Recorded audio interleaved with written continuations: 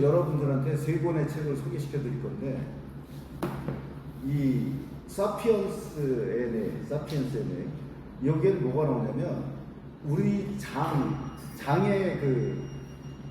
정말 소중하다는 게 나온다. 이런 얘기도 나와요. 스트레스 원인은 위장에 있을 수도 있다.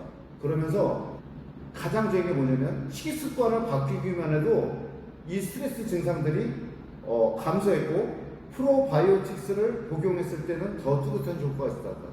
이 프로바이오틱스가 바로 유산균이거든요.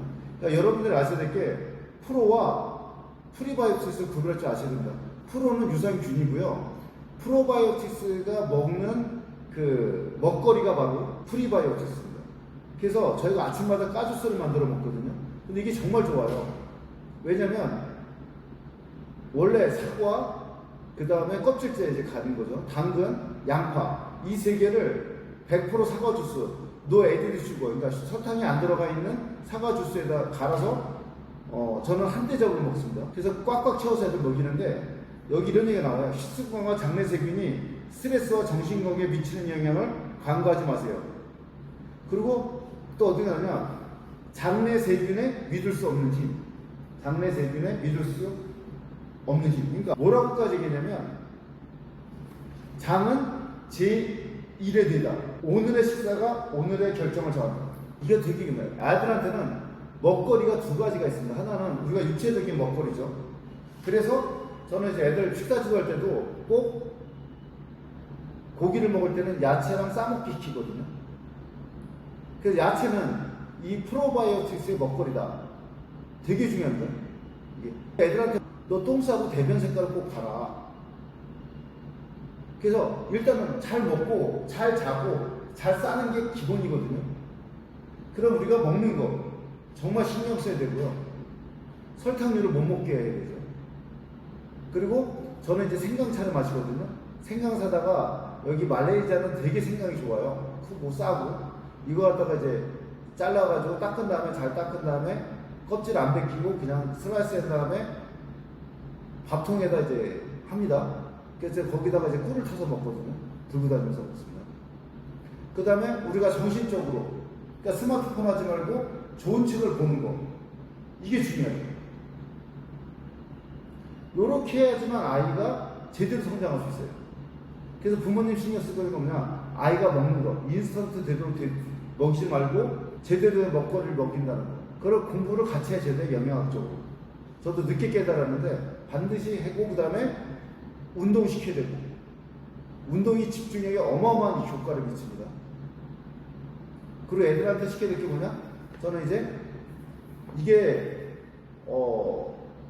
10년 전 책입니다. 2015년에 나온 책이에요. 제약의 마법. 이게 무슨 말이야? 오히려 결핍이라든지 한계가 있을 때 오히려 발전한다는 얘기거든요. 그래서 저는 수시로 이 책을 읽어요.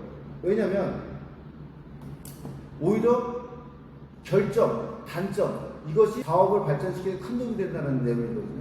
애들한테도 이걸 되게 많이 주입시켜야 돼요. 뭐든지 갖춰진 상황에서 출발하는 게 아니라, 부족하더라도 제약 조건이 있더라도 어떻게든 이루려고 하면서 거기서 발전입니다. 실제로 그래요. 그래서 우리가 뭐냐냐, 위인들의 성공이나 성장에는 반드시 뭐가 필요합니까? 시련이 필요하죠. 그래서 애들한테 이 최선의 고통, 다시 말해서 자발적 고통은 되게 중요한 겁니다. 그러니까 내가 자발적으로 그랩이나 버스, 택시 안 타고 걸어간다든지, 아니면 걸을 거리를 뛰어간다든지, 내가 선택한 고통이 바로 행복하고 연결이 돼요. 물론 비자발적 고통은 안 되죠. 비자발적 고통은 뭐냐, 내가 선택되지 않은 고통이야. 뭐 교통사고를 당해서, 누구한테 맞았어, 누구한테 폭행당해서, 이거는 비자발적 고통이죠. 하지만 내가 선택하는 고통은 바로 행복하고 연결되어 있다. 그래서 애들한테 너의 뇌 구조는 어떻게 되고, 우리가 어떻게 해야지 건강한 삶을 살 수 있고, 그런 내용들이 사피엔스의 뇌라는 책이고요. 그 다음에 한계 상황이 바로 너의 인생을 도와줄 수 있다. 오히려 더 성장할 수 있다. 그리고 자발적 고통을 선택해야 된다. 요 세 가지가 중요한데, 문제가 뭐냐면 과연 이거를 애들이 읽을까요? 저는 이 동영상을 보고 있는 부모님들도 이걸 읽을까요? 솔직히 말씀드려서 캐치해봤거든요. 근데 부모가 읽고 애들하고 같이 토론하지 않습니까?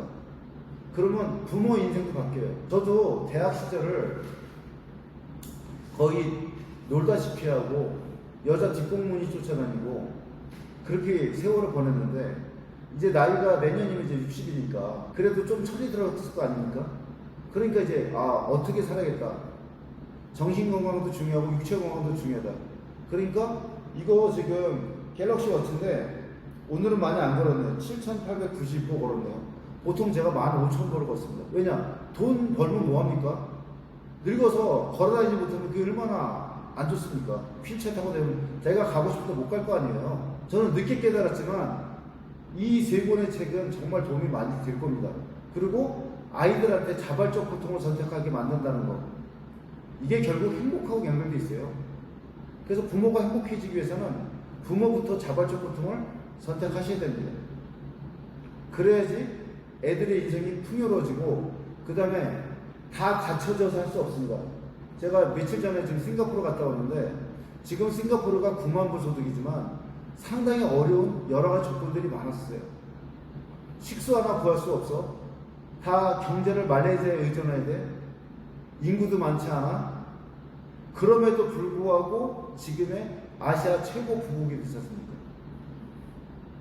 갇혀져 있다고 성공하는 게 아니라 오히려 제약을 나한테 한계 상황을 오히려 성공의 도구로 이용할 수가 있습니다. 거꾸로. 예를 들어서 구글이 심플하게 된 거는 디자이너가 없어서 그랬답니다. 처음에 돈이 없어서 디자이너 구할 사람도 없고 오히려 약점이 기회가 될 수 있습니다. 위기가 기회가 될 수 있습니다. 이거는 정말 사실입니다. 그렇기 때문에 그렇게 생각하는 습관을 길들이게 만드는 게 정말 중요합니다.